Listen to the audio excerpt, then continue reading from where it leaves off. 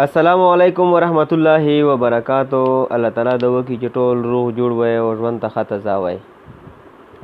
ملګرو د یوه ویډیو ګورئ، بیا سره څو خبرې کوم.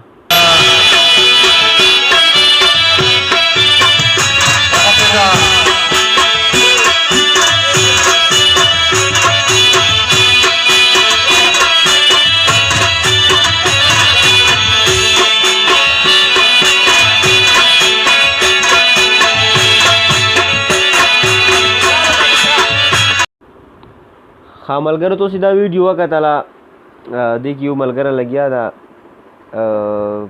په ډمونو باندې پیسې چرئ، طلۍ یې ډکه کړې ده. مطلب دې کې به ځینې کسان دا خبره کوي چې یاره دا خو هغو نه چې چا کومو کسانو په نورو کسانو په چر کړي دي، هغه طلۍ رخواستې صرف هغه پیسې دوباره په چرئ. خو دا داسې چل نه ده. دا هغو طلۍ چې کومه ډا کوي که نه، لکه مثال یوه کس 1000 شیندلي دي یا 500 یا څومره پیسې وي که نه، لاسو شلو څو ولا وي، بیا دا طلۍ وي نه یو کس په خپلو پیسو باندې وخوري، لکه 10,000 15,000 15,000 20,000 چې څومره یې تا ولګولې او هغه هغومره دی وي نه وخوري، بیا دی هغه بیا په دوباره جرئ.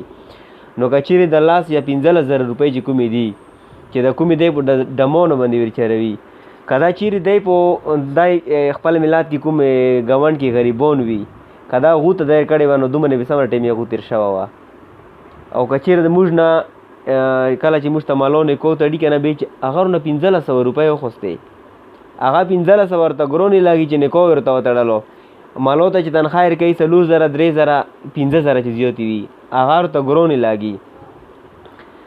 چې کله مدرسه یو عالم مدرسه چلوي، بیا هغه 50 روپۍ یا 100 روپۍ پیس خولي، اکثر نه خولي خو ځینو ځایو کې که خولي، بیا چې دا په قرآن سبق د هغه خرڅوي، هغه یې صوب. او ځینو جماعتونو کې سلسل ځینو کې 200 روپۍ دي چې دا به میاشتې لکه جمع کوو، بیا داسې چې څه ټایم کې جماعت کې 4 کوي لکه پیسې جمع شوي وي، بیا وایي چې هر ټایم کې سلسل روپۍ، لکه مطلب هغوی صوبې پسې کوي که جماعت ته کوي مدرسې ته کوي، مدرسې والا چندې ته رسېږي چې یاره دا مدرسې خو خالي په چندو چلېږي، مدرسه خو به خامخا په چندې چلېږي، په څه شي به چلېږي. بهرحال هغه چېرته نه سي که نه، که چېرته موږ جماعت کې پیسې ورکړو لوږې مو نه سي، په دې دنیا والا به بدله ورکوي، په هغې باندې بدله ورکوي. کالم ته دې ویر کړلې، مدرسې ته، جماعت ته، خپیس ته، چا ته دې ویر کړلې، خو په دوړ جهانو به ته پیدا ملویږي.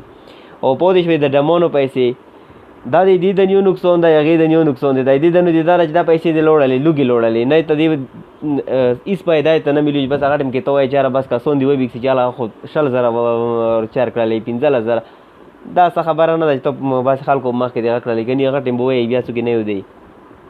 او هغې دنیو کې د خپله ذوب پروت ده، هغې کې به ته خپله ذوب ملویږي، ځکه چې په ډمونو باندې تېر کړي دي که نه. که دا دی چې د غریب تېر کړی وای، یغو به په څه ټایم تېر شوی وای، میاشت به په تېر شوی وای، 2 ګونې به تک ولا 2 په تېر شوی وای، که نه وای جماعت کې مدرسې کې به تېر کړی وای، چې جماعت کې په څه شي کې ولګي که نه، چې جماعت کې څه ټایم راسي بس منځونه کېږي، تو ته به ثواب ملویږي. مدرسې کې دې ولګولې قرآنونه پوخلي، رخیلونه پوخلي، یا طالبانو ته داسې شی پوخلي، هغې به تو ته ثواب په ملویږي. خو د ډمونو پیسو باندې نه دې دنیا باندې اجر شته ده، نه هغې کې ته څه بدله ملویږي. نو خبرو طریقه مو ته خاص نه روځي، خو دا ویډیو مې وکتله ډېر به خفه شولو. که دا ویډیو چې کوم کس پیسې چر کړي دي، که د مو ویډیو کسي معذرت نه غواړو، که څه خبره دې باندې باد لګېدلې وي، ځکه چې موږ علاقې والا ویډیو ده. بهرحال چې کوم ځای کې وي، که علاقې کوي، کلي کې وي، که ورور دې کوي چې غلطه خبره کوي، نو ته به یې ته وایې چې یاره دا غلطه ده. نو داسې شي نه ځان وساتئ. دا نو ما کوئ سوچونه چې په دې باندې نقصان وکړي چې یاره خلک ناسته ته پیسې چر کړه، چې هغه وایي چې یاره دو پیسې چر کړلې، هېڅ ګاټه یې نشته د دغو نومو باندې. نو داسې کور وکړئ چې هغې دنیو ته ته پیدا وشي او دې دنیو ته ته پیدا وشي. جماعتونو کې پیسې ورکوئ، مدرسو کې ورکوئ، او بیا به الله پاک اجر درکړي په دې دنیو او په هغې دنیو. چې کله صدقه کوي که نه، داسې مه یې چې دا پیسې مو لوړلې، دا لوړې نه دي، دا الله پاک بیا په هغې په ډبل باندې درکوي، او هلته کې هغې دنیو کې بیا خپل اجر ته ملویږي. نو که څه خبرې نه غلطې شوي وي، معذرت غواړو ټولو نه، او ځینو ډېر خیال ساتئ. السلام علیکم ورحمت الله وبرکاتو.